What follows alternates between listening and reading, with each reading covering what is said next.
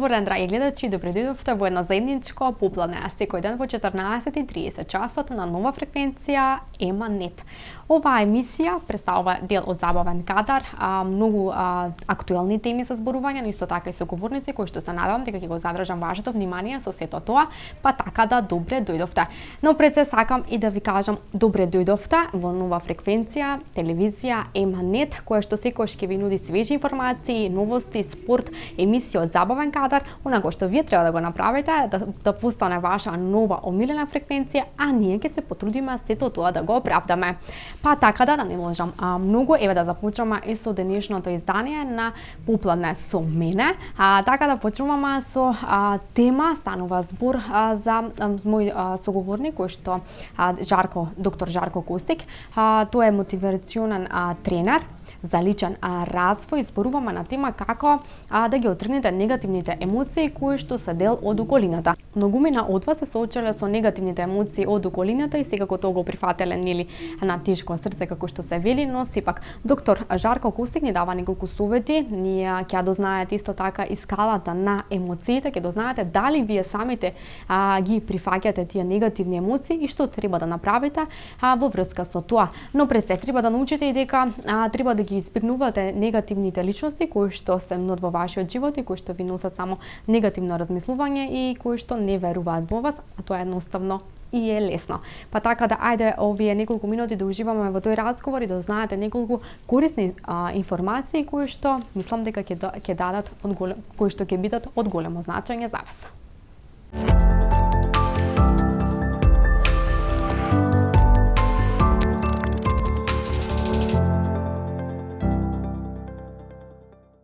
Ние денес зборуваме на тема како да не подпаднеме под негативните емоции кои што се случуваат во околината. Тие знам дека може да влијат негативно, нели, врз нашата психа. Па зошто тие настануваат? Дали ние самите си ги повикуваме? Гледај вака, позади мене е една многу убава скала на емоции за сите што сакаат да ја симна таа скала и да имат. Ке може да го има тоа или може да го земат од мојот Facebook профил Жарко Костик. Таму имам оваа скала на емоции. Гледате дека имаме високо едни емоции кои што се жолти, кои што се позитивни. Овие емоции се спокојство на суштествувањето, колку убаво кога се чувствуваме спокојни. Така, па после тоа доаѓаме игри, акција, развеселеност, ентузијазам, расположеност. Но оваа скала паѓа во црвени емоции кои што се малку понегативни, да кажеме, или многу понегативни. Овдека е досада, веднаш под досадите овие негативни емоции. Антагонизам, љутина, огорченост, болка, не знам, скриено непријателство, некој што луѓето ви се на скриено непријателство. Се видела некојаш има луѓе кои што отворено не може да ти наштедат, па скриено се обидуваат позади грб ти зборат. Мислиш дека ти е најдобра другарка, а му суштина таа е таа која што цел живот те оговари или те озборува и така натаму. Или некогаш имаш членови на најблиската околина кои што ќе се разочараш, ќе видиш дека ќе ти забијат нош у грбот. Подоле под тие емоции се страв, под тоа е тага, не знам, апатија, безнадежност и така натаму. Како паѓаме надоле по скалата на емоции, полоши емоции имаме. Фактички сите овие жолти тонови, се позитивните тонови од црвените надоле, се емоции кои што у суштина се негативни не само за нас, туку и за околината, поради тоа што кога ние чувствуваме негативни емоции, таа емоција зрачи кон другите луѓе. Знаете, емоцијата е бран, има своја бранова должина и таа емоција ние која чувствуваме не само што влие негативно на нашата психа, дури на нашето тело. Затоа во медицината ги викаме психосоматски болести. Психа е душа или ум, сома е тело. Емоциите дефинитивно влијаат на жлездениот систем, тоа дефинитивно после тоа влие врз целото тело. Така да што по-негативни емоции имаме, тоа е по-лошо за нас, но исто така е лошо и за околината, поради тоа што ние нашата емоција рефлектираме на околината. Зашто паѓаме беше прашањето? Поради тоа што гледате во текот на животот ни се случуваат некои негативни работи. Тие негативни работи умот ги снима, баш како што сега го гледаат ова нашите гледачи, умот снима записи од се негативно што ќе ни се случи. Ќе се разочараме во животот, ќе ни почине некој близок, не знам, не дај Боже, ќе се разведе некој, не знам, ќе раскине дечкото, девојката, ќе му раскине на дечкото, ќе се разочараме на училиште, спортистот нема да може да продолжи со кариерата поради повреда. Тоа останува во нас снимки се тоа од тие моменти и тие снимки се складираат во еден реактивен или подсвесен ум кој што потоа ни влијае на севкупната емоција и не спушта надоле по емоциите. Затоа ќе ги видите децава колку се нови убаво жолти тонови, како старееме, за жал за постарите гледачи, како старееме, обично емоциите ни паѓаат и еднаш ќе видиш некој дете ќе дојде ке бабава, он е цело ентузијастично, сака нешто да прави и баба му ќе рече немој тоа, седи тука ти, полека, чекај така, и буп, мора детенце да седне едно столче, зашто поради тоа што неговата емоција е превисока за емоцијата на можеби неговата баба. Така да емоциите во текот на животот за жал поради траумите и негативните работи што не се случуваат, паѓаат надоле, но има начин како да ги кренеме тој баут. Така. Вие рековте дека значи емоциите, негативните емоции може да се појават од било која причина. Спомнавме на пример дека дечко кога ќе раскина на девојка, развод, нели не дај Боже, починување на некоја блиска личност. Што доколку таа личност ќе помине некој од овие трауми и навлезе, значи многу повеќе ќе навлезат нејзините негативни емоции. Како на пример таа да се справи со сето тоа? Добро, тоа е една техника, ја работам со таа техника и така им помагам на луѓето или другото, како да ги претворат тие негативни емоции у позитивни, поради тоа што тие негативни емоции сакале не ќе влијаат пред нас. Знаете, многу е лесно човекот да му речеш ај биди среќен, ама тоа кој е тажен многу е тешко да биде среќен се додека не се справи со својата тага.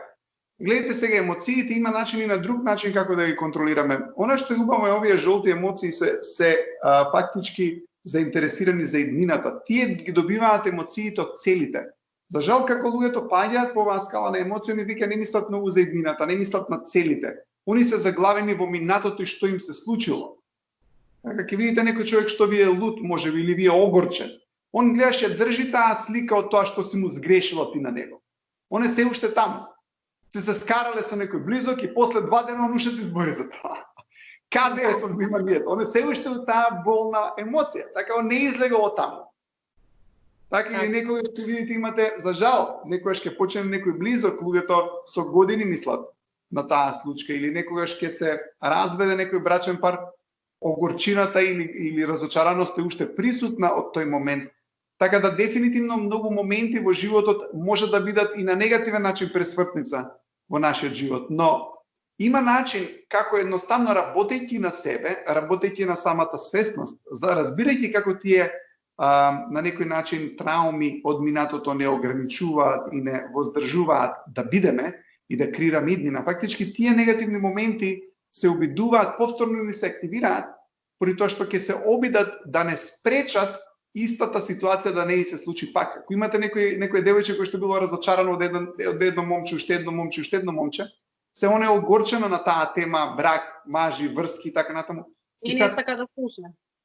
Да, не сака да почне нова врска поради тоа што тој реактивно тие слики и вика чекај, еве го наредново момче иста приказна како и претходните 3, седи си боле сама, чувај си 2 мачки дома, секи ти биде боле со мачките, ама немој да земеш маш, да бидеш со него. Гледаш, тоа е грешката поради тоа што тие трауми од минатото се обидуваат да не заштитат, но во животот мора да се осмелиме да живееме, тоа е храброста. Без разлика на тие трауми кои што ни се случиле, мораме да продолжиме понатаму, поради тоа што животот е помеѓу сегашноста и иднината. Животот не е помеѓу сегашноста и минатото. Така. Значи не треба да мислиме на негативни мисли, да си ги повикуваме ние самите, пошто на пример некојаш знаеме да седиме сами во тишина и да зборуваме за она кој што треба да го направиме или она кој што ни се случило, па зошто се случило, па дека немаме храброст, па како можам јас да продолжам понатаму. Мислам дека сите тие негативни емоции не прават нас да бидеме храбри. И како што на неколку наврати спомнавме дека се зависи од нас. Зависи од нас дали ние сега ќе го живееме животот или ќе ги пуштиме сите шанси да ни избегаат од рака. Многу, например, влијае и околината. Например, кога ќе слушнеме некои негативни емоции за нас, како да се справиме со сето тоа, бидејќи кај некои личности може да дојде до губење нели на самоконтрола, неизлегување од дома. Како треба да се справиме со сето тоа? Гледате, идејата е дека имаме емоции кои што се рационални или разумни. Овие жолтиве емоции ни даваат сила, фактички тие ни се... Знаете, например, човек кој што е на ентузијазам. Ова емоција е многу убава, многу ја сакам. Зборот ентузијазам доаѓа од два старогрчки збора. Значи во, ентузијазам значи потекна од зборот тео. Зборот ентузијазам значи емоција која што имале боговите. Тео значи Бог. Фактички ентузијазам во, а тео е Бог, ентузијазам потекна од зборот тео, што значи Бог, значи во боговите. Ентузијазмот е емоција каде што иташ напред, каде што си невоздржан, каде што сакаш да стигнеш како децава. Сте виделе кога сакаат нешто деца, колку се ентузијастични, точак нов треба да му купиш и он цело време мисли за тоа. Гледате, тие ви даваат сила емоции. Например, тагата, не знам, безнадежноста, апатичноста, огорченоста, тие не кочат.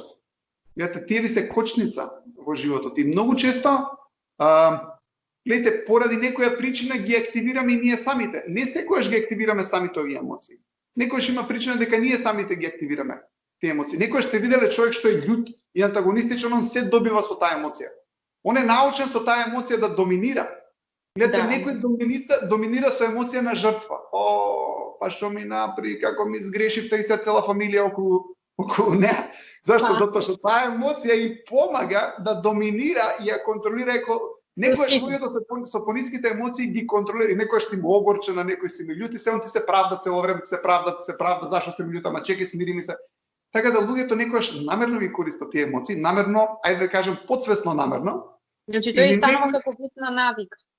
Да, поради тоа што тие емоции им помагаат на луѓето да добијат нешто. Така или имате, например, некојаш, не знам, ја имав таква ситуација, имав повреда на колената и секогаш кога имавме некој утакмица зашто тренирав кошарка, ја дојдеше некоја густа ситуација каде што беше надпреварот изедначен и ја требаше да одлучам утакмицата и ако губевме, малку некој ќе ме чупнеше за коленото и те боли се, тебе многу го правиш тоа. Зошто? Затоа што ако те боли тренерот нема ти вика.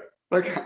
И сега зашто? Зашто ако те боли коленото, сега ќе добијам сочувство и симпатија и разбирање до колената, ама ако неа повреда, да после ќе бидам ја крив. Така да некојаш луѓето знаат да ги, ајде да кажеме, злоупотребат некои работи, но ке многу од луѓето тоа несвесно доаѓа и не знаат како, они не сакаат да ги имаат тие емоции, ама не знаат како да ги разрешат, не знаат како да се справат со нив. Ја ќе им кажам една вежба сега. Иако за ова има една посебна техника и доколку имате проблеми, јавете ми се. Тука се моите консултации, за тоа и ги имаме. Но ќе ви кажам една вежба која што е многу убава да се растеретите од тие емоции. Излезете надвор и не мислете. Обично премногу мислење ги разборичкува дополнително негативните емоции. Сте се скарале со сопругот или сопругот се скарал со сопругата и он цело време се утакавга. Иде у парк да се шета, ама он е уште што со жена. Он си има диалог. Абе, да, уште е у кавгата. Уште е там. Он не е у сегашноста. За да дојде у сегашноста, каде што у сегашноста ги нема овие негативни емоции. Гледате, овие негативни емоции се од минатото. За да дојде у сегашноста. Излезете надвор, например некаде у парк или околу некоја зграда или ако живеете во куќа околу куќата. Прошетајте, ама не мислете, туку гледајте во предмети. Значи, само лоцирајте ги предметите. Зошто? Затоа што така вниманието, таа слика мачна ви доаѓа тука. Гледате, луѓето многу често се у парк шетаат, ама они не се у паркот. Не искусуваат околината, не гледаат дека расцветале цвеќињава, не гледаат колку субави боите. Зошто? Затоа што со мислите се некаде. И за да дојдат у сегашноста, мора да го насочат своето внимание и своите мисли на околината и да бидат тука и да ја гледаат околината. Да гледам слика, да гледам телевизор ако сум дома, најдобро е кога сте надвор, ќе гледаш у предмети, ќе гледаш у дрва, ќе гледаш у згради, ќе гледаш у некои работи за вниманието од таа подсвест која што содржи негативни емоции, да го извадиме и да го донесеме у сегашноста. Така. Жарко, кажи ми, зошто постојат такви луѓе негативни кои што сакаат да направат хаос во животот? Од што се хранат тие? Што прават хаос само затоа што се ниско со емоциите. Ама не сакаат тие да го прават хаосот, поради тоа што емоциите до толку влијаат врз нив, да они го рефлектираат тој хаос кој што се самите.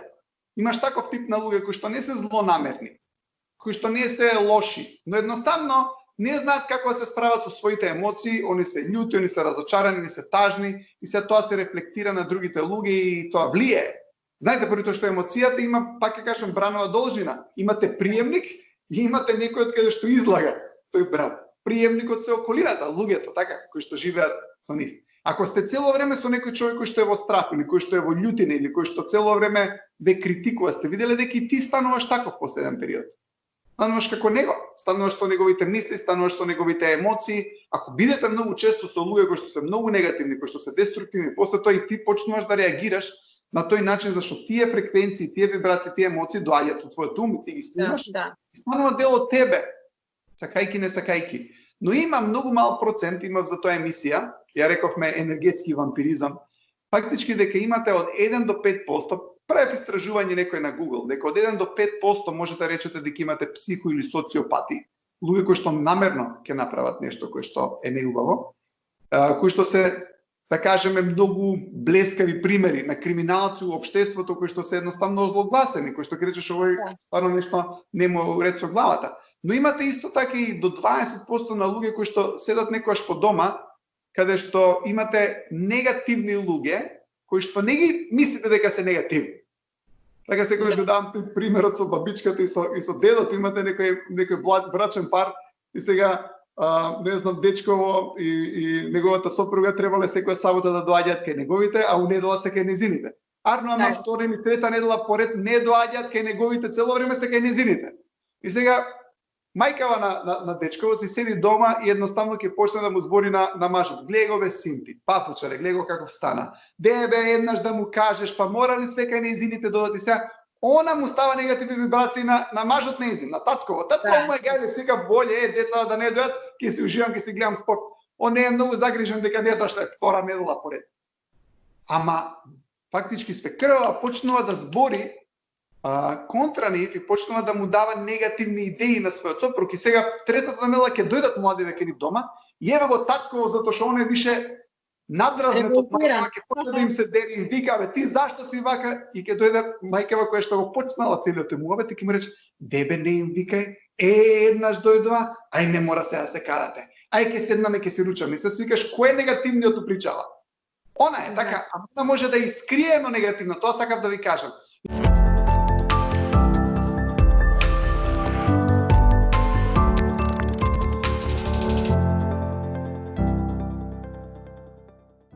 И ги слушнавме советите од доктор Жарко Костик.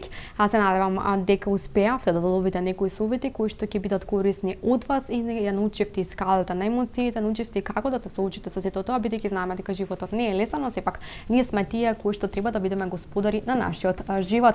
Следната тема која што сакам да ви ја презентирам, станува збор за мајка која што живее во Киев, но е тренер по постпородилно вежбање. Станува збор за Мери Амбросова, која што благодарение на неа многу жени ја го променија својот начин на исхрана, благодарение на неа кој што им дава неколку диети, мени за исхрана и кои што доаѓаат до нивните посакувани резултати, бидејќи знаеме дека секоја мајка после породување сака да ја добие својата посакувана фигура, па ева што треба да направите, но пред се, пред да почнете да вежбате, исто така ќе слушнете и од Мери дека треба да се консултирате најпрвен со вашиот гинеколог. Па, ајде да погледнеме за што станува збор.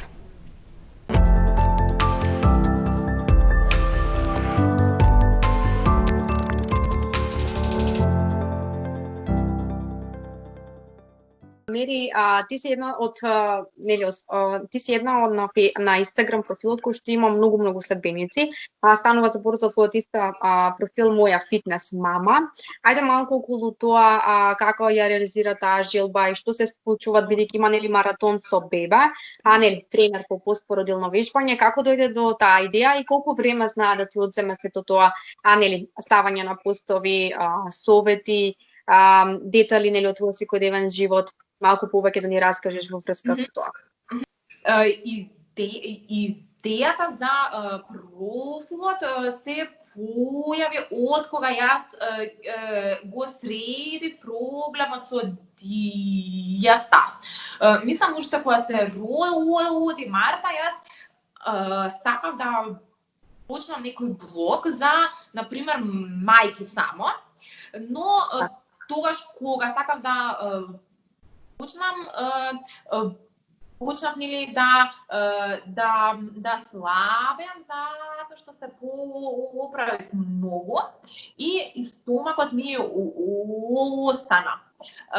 Само по 3 месеци кога треба више природно он да се дае некако затем кај мене он беше како 6 месеци бремена, така изгледа. Така. Да, и решив нели да работам на случај, бидејќи претходно јас сум си имала, да кажеме, стомак, но не на пример така, нели.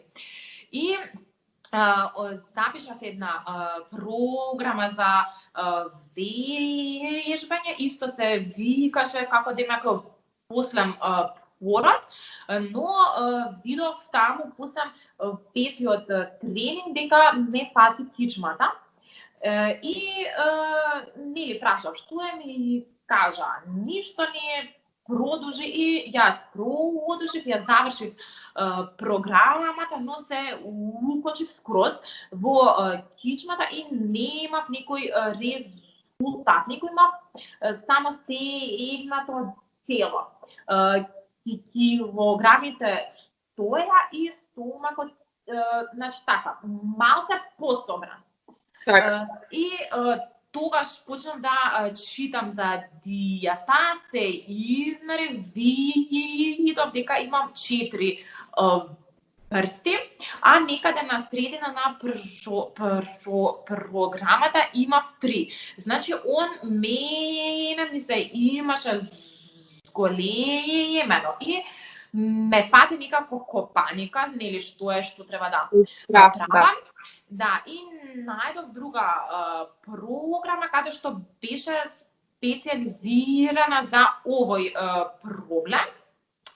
Така да ја извежбав скроз, го намалив на 2 прста, што е нака баш успех и решив дека јас сакам да го пренесам тоа и во Македонија. Така да бев тука на курс, работев со фитнес тренер, што е баш околу тој проблем, она и ми, како да кажам, ја прашував таму до маратонско бева до кај третата група, значи за секој проблем што ќе се јавеше кај учесниците кај мене, јас, например, ако не знам јас, ја прашував нејза, така да стварно некако, еве, више, не знам кој е поред 12 маратони, стварно пројдоа многу мајки, многу проблеми се решија. Сега колку ми одзема тоа време, да кажеме, кога имам маратон, тоа е, како да кажам, секојдневно правење постови, постирање, правење на целата програма, снимање, плюс блогот, значи стварно е, како да кажам, одзема стварно добро, да, и битно. да. И поради тоа сега сите програми ќе ги ставам на платформа, така да кога ќе влезе некаде таму ќе се па он ќе си ги чита. Додека до сега беше секој ден јас на пример ставав. И стварно е, како да кажам, напорно. Но стварно ме исполнува и онака ми дава елан кога ќе видам, например, мајките како имаат некоја трансформација, кога ќе ми пиша дека леле, значи си променив живот, си променив све, значи фала ти, кога ќе видам диастаз намален од 4 на 2 за некој краток период,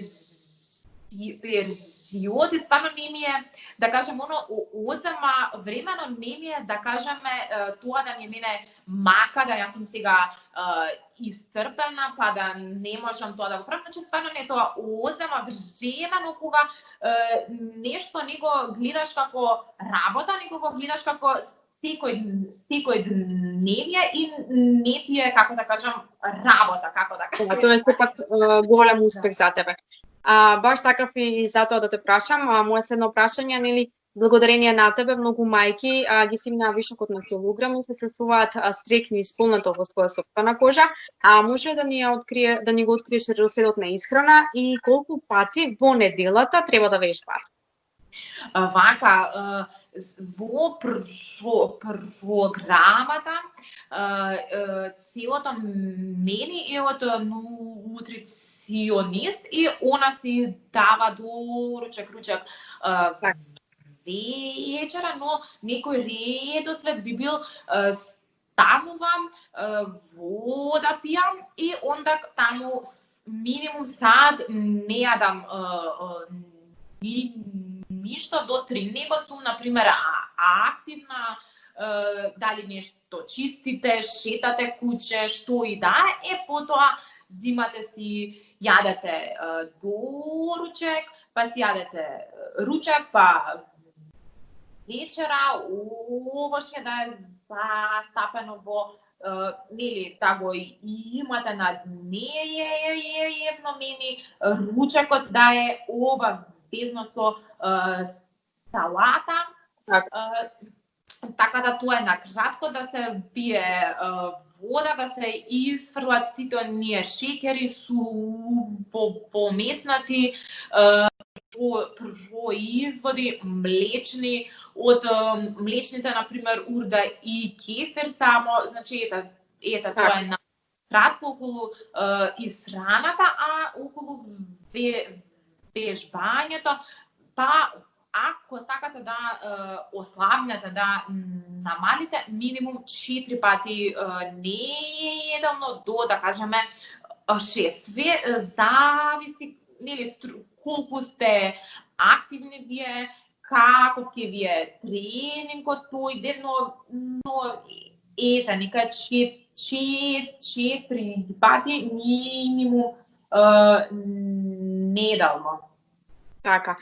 Добро, Мери, мене кога ќе ме пофалиш за мојата физичка активност, бидејќи навистина го сакам фитнесот, нели рековме дека треба да го задржиме тој дух, треба самите ние да си даваме волја за вежбање и бидејќи така навистина ќе се чувствуваме многу подобро во нашата кожа. Знам дека немаме време, но сепак мислам дека можеме сами да си го направиме времето, сами да го организираме и да вметнеме, нели, неколку вежби. Кажи ми, еве, совет до оние како да ја задржат волјата за вежбање и да не се откажуваат. Да нема, ајде утре ќе го направам тоа, утре ќе вежбам и така натаму. Баш така сега да пишам околу тоа. Значи, стварно волјата, значи кога сакаме ние да направиме промена. Значи јас еве, сакам рамен стомак, ама знам дека рамен стомак не оди со, например, благо. И сега јас бирам, или ќе јадам благо, или ќе имам рамен стомак. Двете нема. И значи тоа треба да се одвои. Што сакам јас, например, сега. И сега тоа сигурно дека ти ќе, например, каснеш благо, ама да имаш барем некој период кога ти стварно нема да внесуваш ништо, да кажеме, благо. Сега, например, волјата најдобра да е од, например, нас, да не е заради сопругот, заради детето или заради некој друг, затоа што кога е за некој друг, тоа кратко трае. Например, ако е за сопругот, јас ќе се направам тип-топ и он кога ќе ми каже браво, супер, и јас одма ќе се вратите на старото.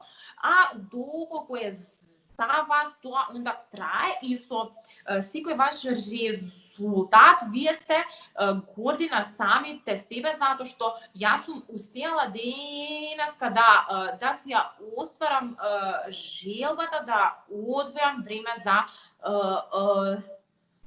себе. И стварно после секој тренинг вие ќе се осеќате и по-расположено и посретно и посто, да кажеме, елан.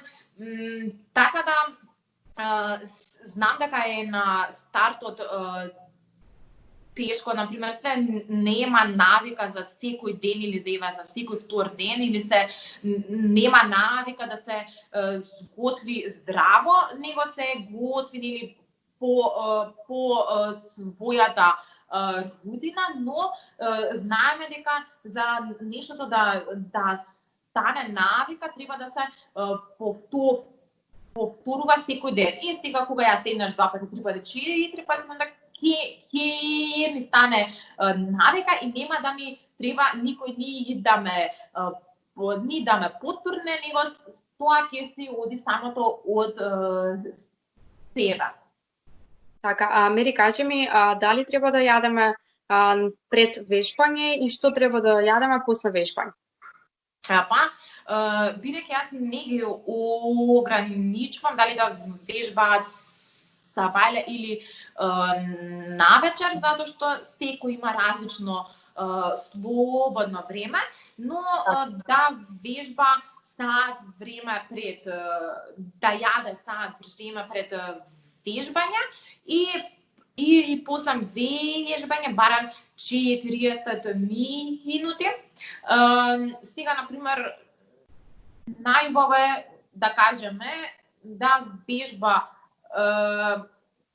не е најубава, него да кажеме да вежба пред да, например, има ручек, после ручекот да има саат време, па да извежба, па да пројде уште саат и да вечера и да затвори све. Значи и вежбал и јадел и све и онда крај си прави други активности и следниот ден си доручкува. Но доколку вежба касно, онда вежба и оди нели одма да спија, затоа што има ризик дека уствари сигурно ќе се пријаде по 8 саат, но од друга страна кога се работи за доилки, само им, например, кажувам и доколку вежбаат касно, оба весно после тренингот да или да ја дојадат вечерата или да изедат нешто плюс, нели?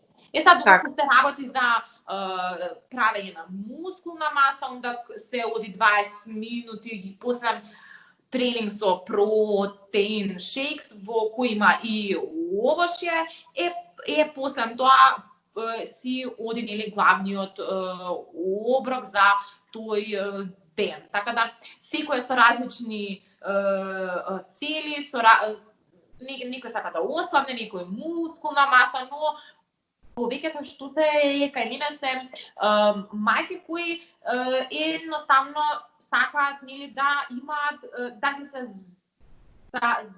задоволни од своето тело, па и ние одиме со некои протеински шејкови, него и идеме на едно балансирано, нутритивно богата храна.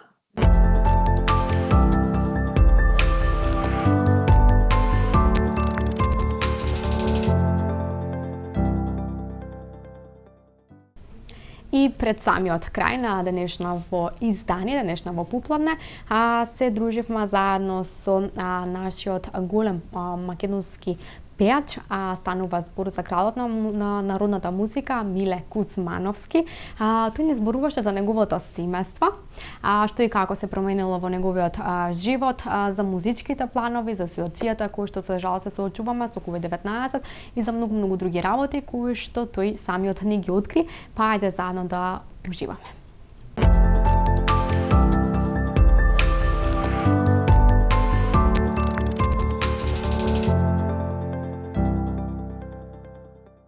Мој денешен соговорник станува збор за еден прекрасен председ човек и наша фолк звезда, станува збор за Миле Кузмановски. Здраво и добре дојдовте во мојата дружба. Како сте? Браво, добро, супер. Одлично. Добро, сега слободни. Така е. Кога сме веќе, нели, кај дома, како вие ги поминавте деновите во изолација, можам да кажам, нели, веќе и месеци, како сето тоа се одрази на вас, вашиот став во врска со ова? Па, дома оние моменти што не сме ги поправиле, сега ги поправаме. Изиграваме хаусмајстори по дома. Има време сега за се. Така, има време за се. Децата се дома, трите керки, Јана, Ева, сопругата Јасмина, така да се организираме, некаде ќе прошетаме малку во природа и така. Река се споменате тековно. Да, со семејството. Најчесто со семејството, со пријатели кои што комуницираме, нели, живееме толку години, другари, пријатели, со нив ќе се видиме на кафе, некоја седенка така во природа на викендица и тоа е тоа. Дали во вас превладуваше некаков страх во врска со коронавирусот, заради тоа што знаеме, нели, дека за жал оваа ситуација сигурно ќе продолжи, па дали имавте некоја паника, страв, што како ќе биде?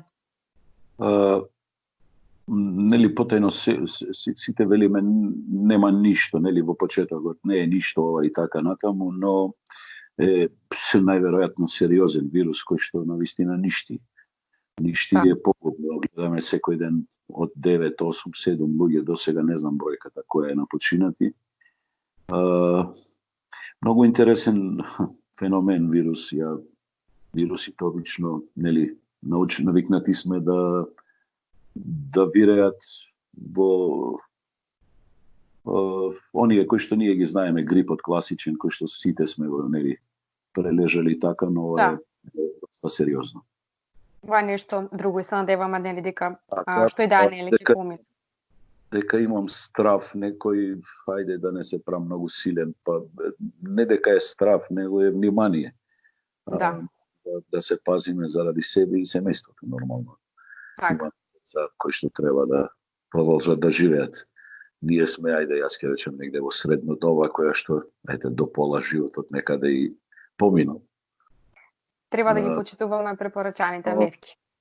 Секако се сложувам со вас и со докторите кои што тоа го кажуваат. Имаме проблем еден со народот кој што се уште вели дека ова не е ништо, дека знаете како се, дека не го осетите изгледа на своја кожа, не веруваме што се случува. Ајде, може да бидам и јас еден од тие у почетокот дека е нешто измислено, дека е така, но кога видов дека мои пријатели блиски, кои што јас ги познавам, еден од нив е и Драган Вучич, мојот колега, кој што заврши, така како заврши, Бог да си го прости. Сериозно, значи сериозно, не е играчка. Да, и затоа треба да ги почитувам препорачаните мерки, кои што и вие кажавте, нели? Да се грижиме за оние кои што ги сакаме и кои што ни са колку можеме. Не, сега ова е невозможна мисија да се заштитите 100%, но ајде тие препораки, носење маска кога ќе излеземе до продавница, во јавни места, ресторан или кафич или не знам, не е битно. Онамо кај што мораме да ставиме маска, мораме да ставиме, онамо кај што не е, нели, сега глупо е на велосипед возите да ставите маска, немате потреба. Да. И хигиената, рацете, да не се повторуваме, мислам. Тоа не е ништо тешко. Да кажуваме, така. Да, тоа не е ништо тешко, само треба да се придружуваме кон сето тоа. Малку да поразговараме за вас. Кажете ми како музиката се најде на вашата животна патека? Што беше она пресудно кој што се одлучивте да сакам да бидам пејач и сакам да продолжам со музиката? Некако мојот пат беше поврзан некако со музиката, не сакајки или сакајки, не знам. Судбина. Па најверојатно. Во основното училиште се одев по тие хореви, нели, сакав да пеам и некако ме фати музиката, што знам. Растев со рок музика, со све, но пеам забавно, но ја почитувам секоја музика која што е добра. За мене нема народна забавна, има лоша и добра песна или музика, како сакате наречете. Заминав во војска, не знам, таму некако се пронајдов во оркестарот, таму почнав да пеам. Така. Така, што знам, на некоја сцена јавна. И кога се вратив од таму се запознав со моите сегашни покоен колега Мирко Митревски. Они гостуваа тогаш по домовите на ЈНА, тогаш ни последната генерација на ЈНА. И јас пее вечерта и ми рече, кога ќе завршиш со војска, сакам да те однесам во МТВ на аудиција. Океј, викам добро. И така остана. Јас Чекор по чекор. чекор, не мислејќи дека кога ќе се јавам на вистина ќе ме примат тамо и дека ќе одам на аудиција. Му се јавив, да, му текна на мене веднаш, рече утре сабајле те чекам да дојдеш во МТВ и да те однесам кај Мате Груевски, тогаш беше музички уредник. И така почна се. Поминав на аудицијата, почнав да снимам со народниот оркестар, со народни инструменти, па потоа со чалгиите, па потоа со големиот ревијален. Така се растеше пора. Морате Така. да почнете. Да, како што кажав, чекор по чекор и успеси за себе, и затоа сте на врвот, таму каде што и припаѓат. Па јас мислам дека човек кој што не го поминал тој пат, затоа некој брзо и светна и изгасна. Да. Патот до има една емисија Патот до успехот е навистина добар наслов. Морате да одите скала по скала, чекор по чекор, морате да го испечете занаетот, морате да имате однос со јавност, со луѓе, тоа се учи, но и се раѓа. Домашното воспитување е многу битна работа и морате да ги почитувате тие кои што ја почитуваат и ја сакаат вашата музика. Така. Едноставно живеете вие од нив, а тие за вас.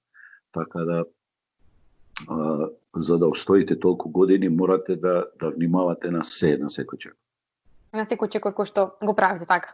Така е. А дали се сеќавате на вашиот прв настап? Каде и кога беше? Професионален? Да. Професионален прв настап, мој прво крштевање на фестивал беше далечната 93-та година, Валандо. А пред тоа веќе од 90-та година, веќе како што ви кажав, од 90-та до 90, значи 3 години добри, се калев во македонската телевизија снимајќи стари македонски песни со, како што ви кажав, со народните инструменти, чалгиите и ревијалниот после дојде. Така да прво крштевање беше тој фестивал. Така. Аз сте настапувале на многу фестивали. А дали мислите дека фестивалите се значени за една музичка кариера? Па секако за млад пејач, оној кој што почнува, е многу битно да се појави на фестивал, но за жал во ова време овие фестивали немаат таква тежина како што имаат тие на времето јас кога пеев, искрено. Так. Значи, појавевте на Валандо во тој период или на Цветници, знаете дека ве гледале сигурно 2-3 милиона луѓе. Имаше интерес за тоа. Имаше музички сериозни критичари, новинари сериозни, кои што беа музички подковани. Да. Сега немате таков новинар професионален, искрен ќе видам. Нема кој да критикува. Сега малку работите се смени. Да, сега само се фалиме дека е се добро. Сите секој вели супер е и нема проблем. А знаеме како е точно. Но затоа се случува. Така е. Затоа сме и на ова дереже кое што сме. Фестивалите веќе мислам дека полека, но сигурно изумреа со квалитет. Нема. Они ги има, ама квалитетот таму е сериозно лош. Така да мислам дека треба еден мал рез да се направи, една мала пауза, ако треба мала или голема, не е битно. Можеби коронава ќе биде добре дојдена за тоа. Да, малку да се оладат главите, да стивнат работите, да се пресече еднаш. Доста е со лажни вредности. Значи, луѓето не можете да ги лажете. Често пати, јас на младите пејачи, кога ќе прашаат, нормално знам да им дадам совет. И моите совети секогаш биле работа и само работа. Почит према тие кои што нешто оставиле и се повозрасни од вас. Јас и ден денес ги почитувам моите колеги кои што се, нели, од тона генерација кои што јас ги затекнав кога они беа врвот број 1 во Македонија. И ден денес ги почитувам и сакам. Мора да има домашно воспитување, мора да има коректен однос со колегијалност и оние кои што ги организираат фестивалите мора да внимаваат на кого му доверуваат да пее на тој фестивал. Да, да има секако што треба. Филтер мора да има. Така. Кога сме веќе нели кај сите овие работи, како што кажавме, нели сте учествувале на многу фестивали, многу успеси зад себе, хитови се разбира. Па што мислите, што е пресудно или што треба да поседува еден пејач? Како што кажавме, нели домашното воспитување. Друго што треба да има? Пред се, ако е пејач, треба да знае да пее. Основното нешто. Нели, ако сте манекенка, ќе треба добро да изгледате. Но ако сте пејач, прво мора добро да пеете, секако изгледате исто многу битен, да се внимава на себе. Јас сум пример како не треба, пример од тој аспект. Но се трудам секогаш да биде тоа културно, урбано и нормално. Да. И стално им викам на младите, читајте за да го збогатите фондот на зборови. Јас се ужасувам на луѓе често пати на интервјуа. Прашањето е 15 минути, тој одговара со да и не. Мислам, тоа е, значи, немаме ништо, празно.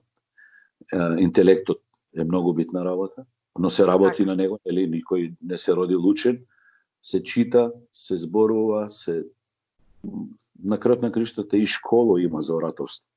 Ќе го посетите некој курс и ќе го добиете тоа што ви недостасува. Така, да. Па ја затоа само дома што се треба... Да. Не ќам вака јавно, кога имаме вака како вас соговорници музичари, им давам предност тие, ја само играм и давам подршка. И тоа е во ред, и така треба да. Што јас не би сакал да ви го земам лебот, да бидам јас новинар или да бидам водител, таман работа. Кој нека си ја работи својата работа.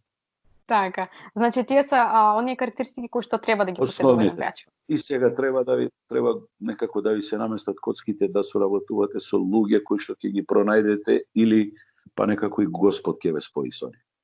Јас имам среќа голем.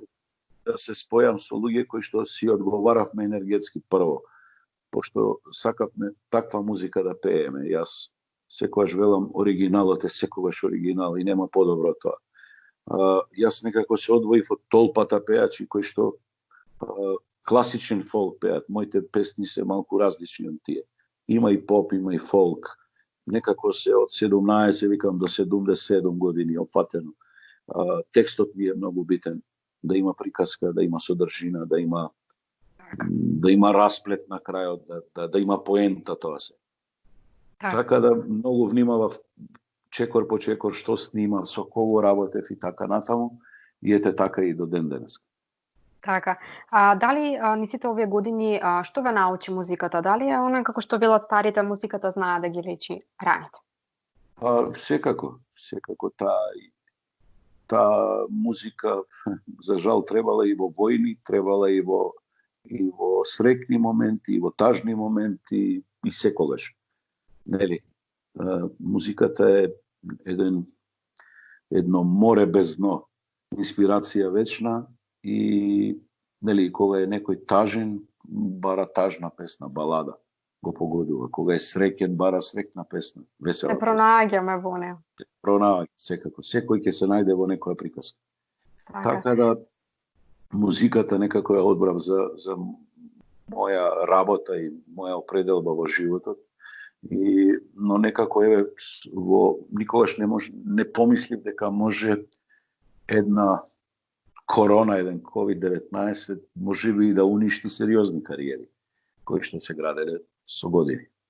Така да ако потрае вака ќе мораме да правиме план Б, некоја комбинација со нешто и друго да се бавиме, а да чекаме моментот кога ќе се отвори комплетно за да можеме да работиме. Јас стално им вели готово отворија рестораните, не знам ова не отворија рестораните, отворија, но се мачат да остае. Да, ќе има музика, но ефтина музика, која што ќе може да издржи собственикот на ресторанот или дискотеката и така натаму. А за да дојдам јас на ред да настапам некаде, ќе треба да помине време. Така да. Јас како што кажувам кога ќе се договараме со собствениците, им кажувам, ја не сум рентабилен пејач. Малку е поскапо од она што ви го плаќате. Така си е. така да сериозни кариери ќе пропаднат, ќе обстојат оние кои што ќе бидат упорни, кои што ќе работат умеѓу време. Сега нема ни поента да снимате и да ги пуштате песните, да ги трошите без потреба. Нема поента. Искрено, не гледам поента. Јас снимив последниве прошлото лето, скоро, и 2 балади прекрасни, последен Воз и чадорот стар. Некако тие ќе ги вртам и ова лето, па малце ако видам дека е при крај, имам спремен материјал за да се сними уште една песна и албумот е готов. Па ќе чекам да се среди ова, за да, нели, тоа има поента да го направиме онака како заслужува. Да, се во свое време. Еве, тие се тие работи кои што животот знае да ни ги донесе непредвидливи, кои што не. Мора да имаме план Б. Секако мора да има план Б, но многу изненадувачки, никогаш не ми на крај памет како анализа дали нешто може да ме сопре во кариерата, секој си веле ако ми издаде грлото, друго не гледам. Нели? Здравје. Да, никој не се надеваше на ова. Да, само здравието, но еве здравието кога велиме и тоа е поврзано со ова. Знаете како нашата работа е врзана со многу народ да биде. Нели, ако е концерт треба минимум да има 2-3 луѓе за да, нели, биде концерт. Ако е, не знам, ресторан или свадба, ние повторно имаме по 300, 400 и 500 луѓе. Се за тоа да го работиме треба да ја снема короната. Нашата работа е да први прекинуваме во вакви моменти, а последни почнуваме. Да, така е. Се ставена оваа категорија на луѓе на маргините. Читам и овие, нели, обично не реагирам по Facebook, им сигурно гледате, јас не пишувам многу. Да. Таму не сакам ни да ова, но гледаме на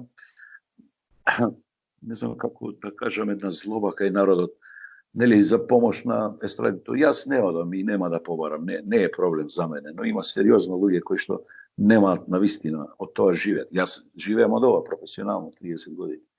Да. И сите се фатиле не плаќате данок и да себе сакам да кажам дека плаќаме данок, како не плаќаме. И те какви даноци плаќаме. Секој концерт организиран, секој јавен настап, секој пивофест, секој винофест, секој културно лето низ Македонија што се пеат концерти, за се е платен данок. Така да нека не мисли, не знам, човек дека обичните луѓе, ајде обичните многу е глуп.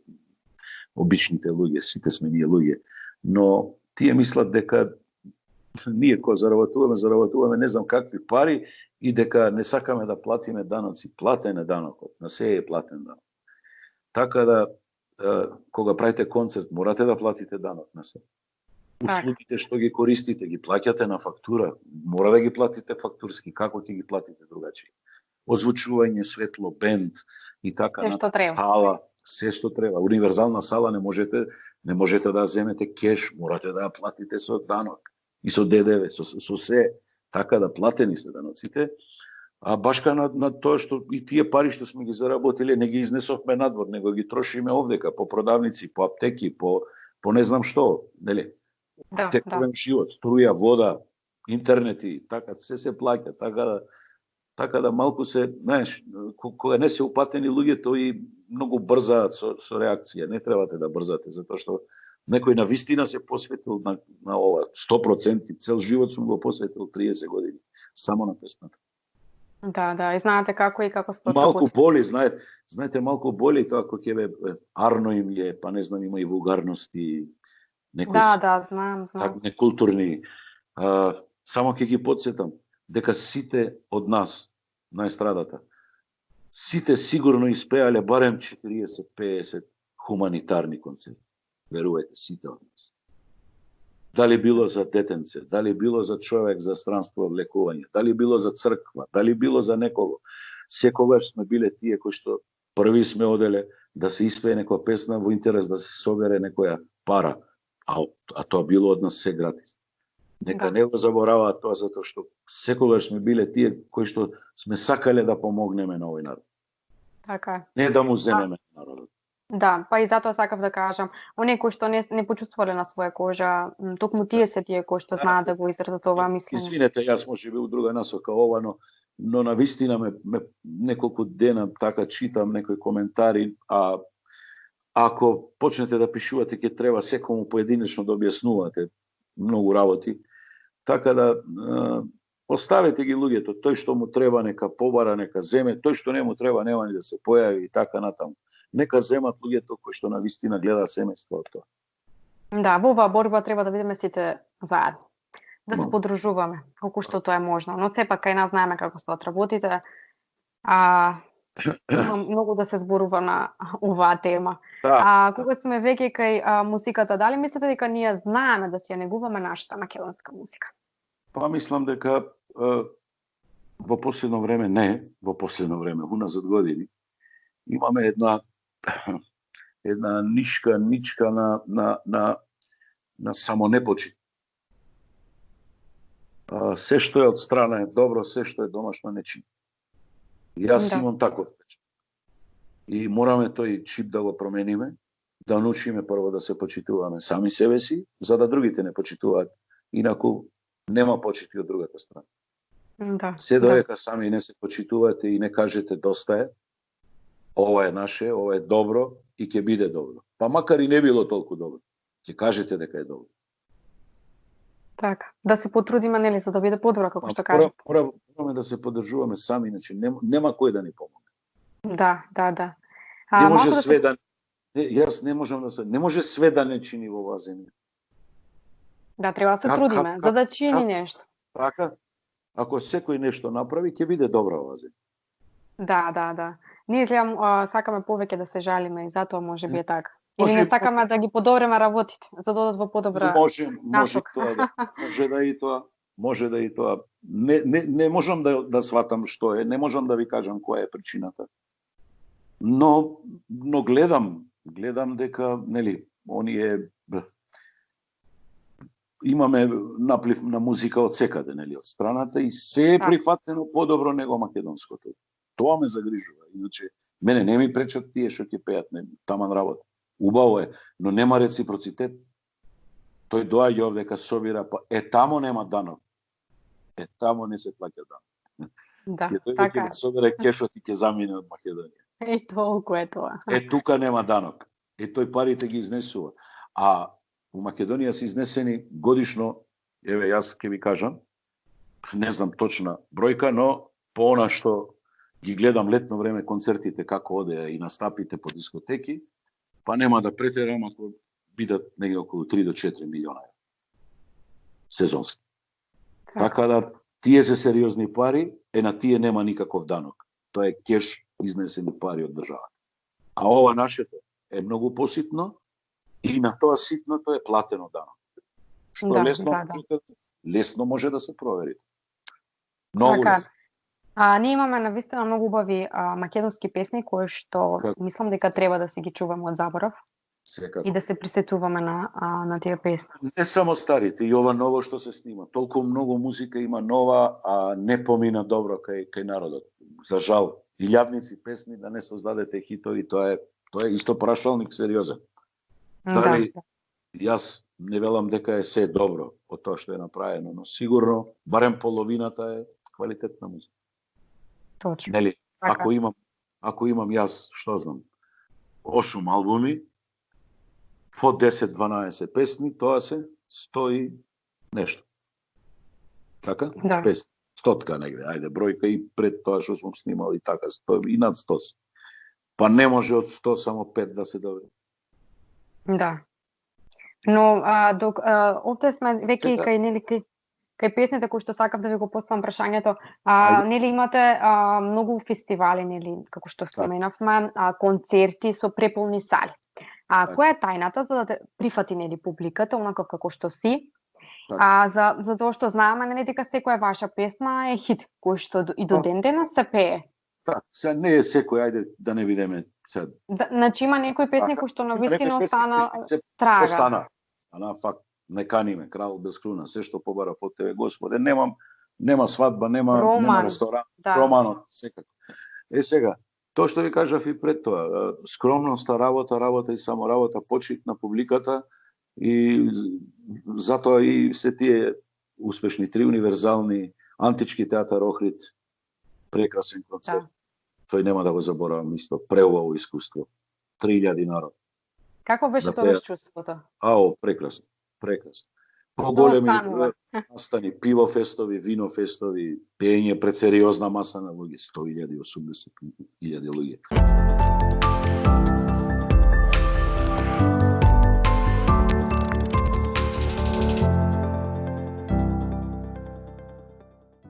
И ова беше се за денес. Јас се надевам дека успеав да го привлечам вашето внимание. Ви закажувам и утредешна средба во 14:30 часот само на Ема.нет. Чувајте се и пријатно.